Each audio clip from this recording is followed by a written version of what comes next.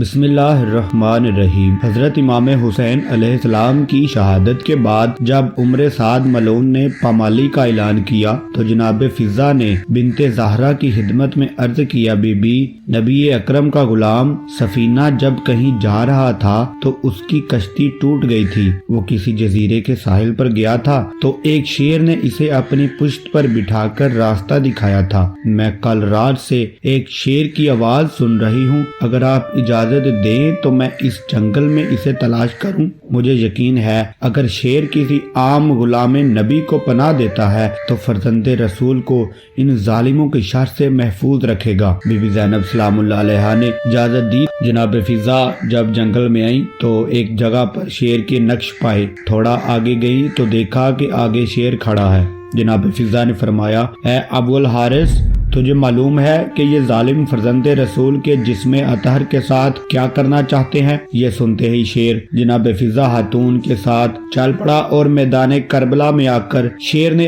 اپنے آپ کو لاش مظلوم پر گرا دیا۔ کافی دیر بعد شیر نے لاش مظلوم کے گرد طواف کرنا شروع کر دیا۔ جب عمر سعد ملعون نے یہ دیکھا تو اپنے سپاہیوں کو حکم دیا کہ اب لاش حسین کے قریب نہ جانا۔ یزیدی لشکر کا یہ پروگرام تھا کہ لاش امام حسین علیہ السلام کا نام و نشان تک باقی نہ رہے اور دفن کرنے والوں کو ایک ذرہ بھی نہ ملے۔ اس منصوبے کے تحت پہلے تو 10 ملعون نے صرف پامال کرنے پر اکتفا کیا، لیکن جب دوسری مرتبہ عمر سعد ملعون کا حکم آیا کہ لاش حسین کا ایک ٹکڑا بھی سالم نہیں ملنا چاہیے تاکہ قبر حسین نہ بن سکے، تو اس وقت بنت زہرا کی اجازت سے جناب فضہ نے شیر کو بلایا اور شیر نے اس دوسری پامالی سے لاشائے مظلوم کربلا کو تحفظ دیا۔ بہار الانوار میں بنی اسد کے ایک کاشتکار سے منقول ہے کہ میں نہر القما کے کنارے اپنی زمین کو سیراب کر رہا تھا۔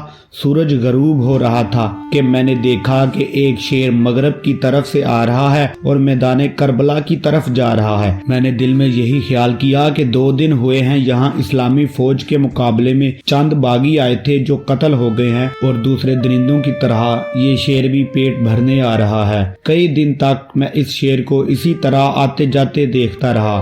ایک دن میں نے دل میں کہا کہ آخر ان لاشوں پر اب تو کچھ بھی باقی نہ رہا ہوگا، پھر یہ شیر روزانہ کیوں آتا ہے؟ یہ سوچ کر میں نے ایک رات شیر کا تعاقب کیا۔ میں نے دیکھا کہ شیر سیدھا ان لاشوں میں آیا اور ایک ایک لاش کو سونگا۔ اس کے بعد ایک پامال ہوئے جسم پر کھڑا ہوا۔ میں سمجھا کہ یہ شیر اب اس جسم کو کھائے گا، لیکن اس شیر نے جسم کو کھانے کی بجائے اپنا چہرہ اس شہید کے خون سے رنگین کیا اور ایسی آوازیں نکالیں جیسے رو رہا ہو۔ اسی اثنا میں ہر طرف سے آہ و بقا کی آوازیں بلند ہوئیں۔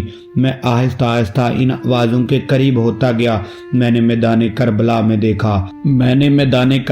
دیکھا کہ ہر طرف بین کرتی ہوئی عورتیں ہیں جنہوں نے سیاہ لباس پہنے ہوئے ہیں اور واہ حسینہ کر کے بین کر رہی ہیں۔ میں نے ایک عورت سے پوچھا، تم کون ہو اور کہاں سے آئی ہو اور کسے رو رہی ہو؟ اس نے جواب دیا، تو کتنا بد نصیب ہے، تیرے پڑوس میں نواسہ رسول شہید ہوا اور تجھے پتہ ہی نہیں۔ میں نے پوچھا، کیا وہی لاشائے نواسہ رسول کا ہے جس پر شیر کھڑا ہے؟ اس نے جواب دیا، ہاں، یہی نواسہ رسول کا لاشا مبارک ہے۔